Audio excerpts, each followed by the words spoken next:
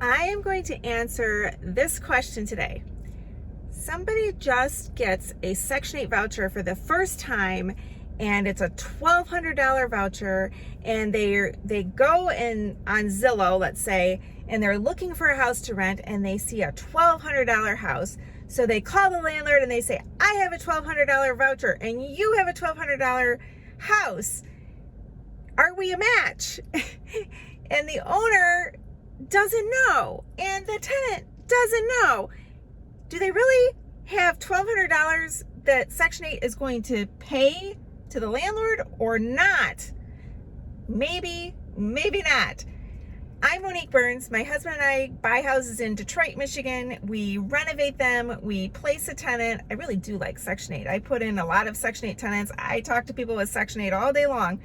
And then we sell the houses to investors from all over the country and all over the world. And there's a lot to know about Section 8. There's so much to know that back in 2020, I made 17 videos about how Section 8 works, but I don't think I really got into the nitty gritty of how do you figure out what the actual amount is that me, the landlord, is going to receive.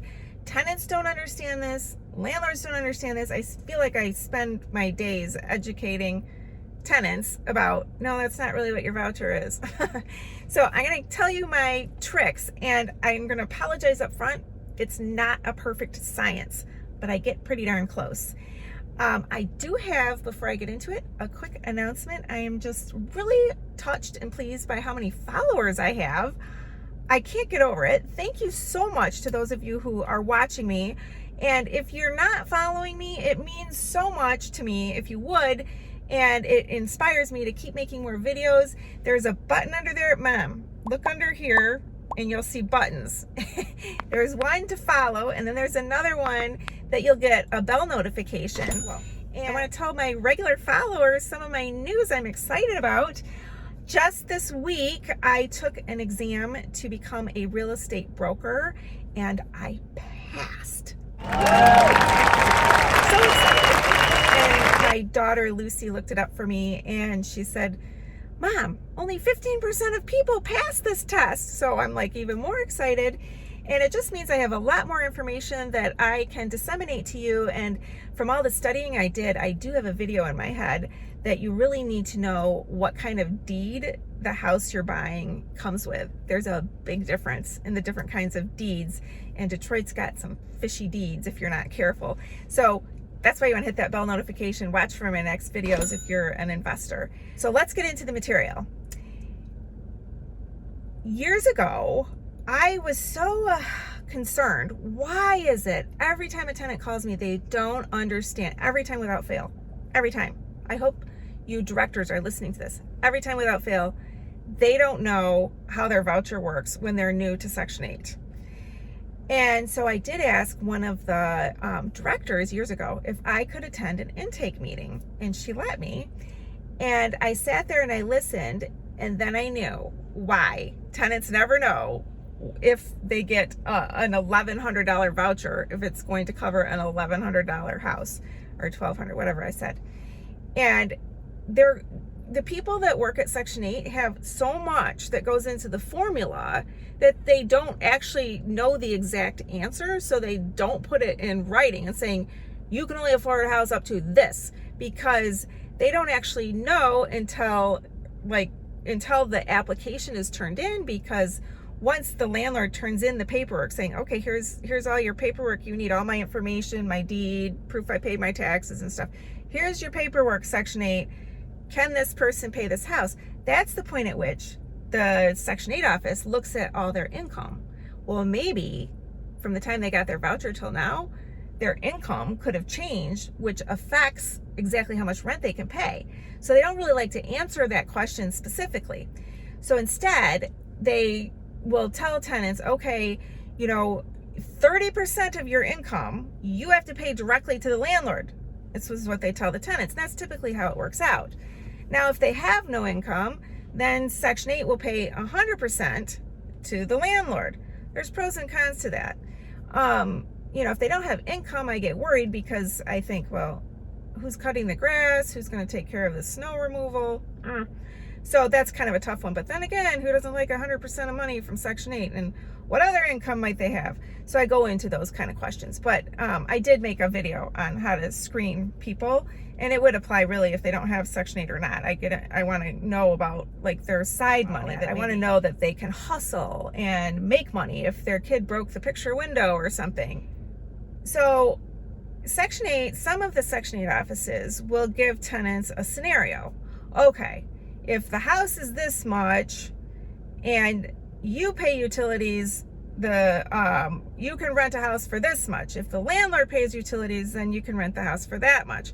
So that's one of the first questions you want to ask. Do you have any paperwork that breaks down the utilities? Who's paying which utilities? And then if you can afford the rent, the actual rent, is it still really that amount you just told me or not?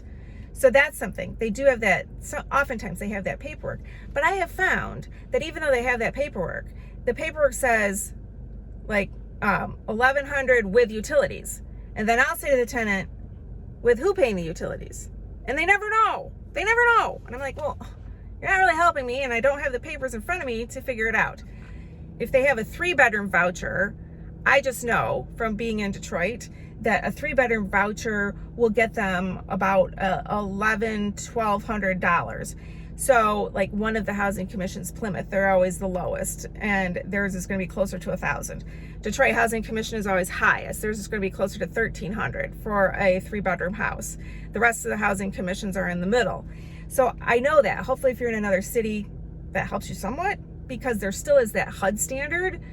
So if the tenant calls and they say, I have a $1,600 voucher, I'm like, what?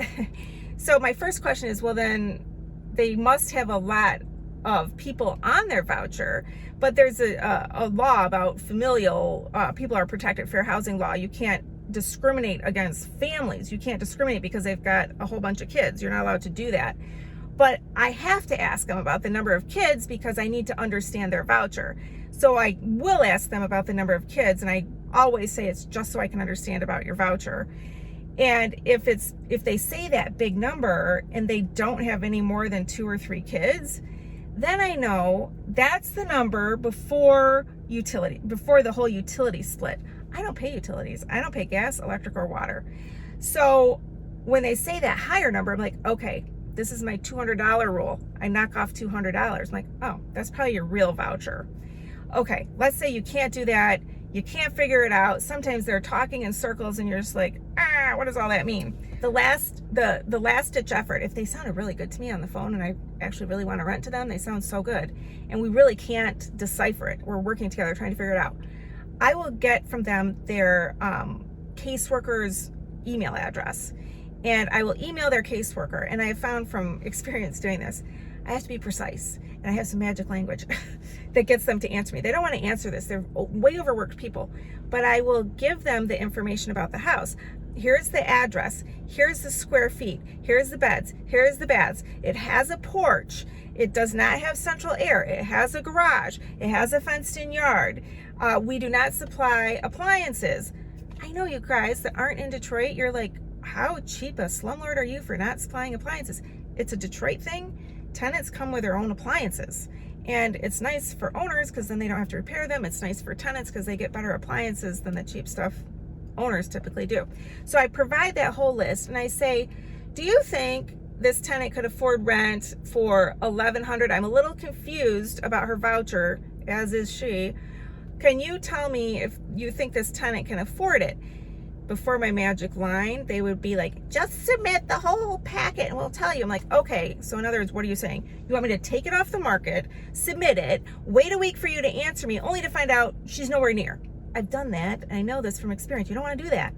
So my magic sentence is, I do not want to charge this tenant an application fee if there's no chance that she's anywhere close to being able to afford this. Can you please help me out? I'm not asking for the exact number, because I know they have to go through all her income and stuff anyway. Then they will answer me, and it's like, perfect. I'm like, great, now I know whether or not she can afford it. I hope that wasn't too confusing. If you have questions, I really try to answer them all. Please comment below. Thank you so much for watching, and thank you for being one of my dedicated followers. Wow, you guys, thank you.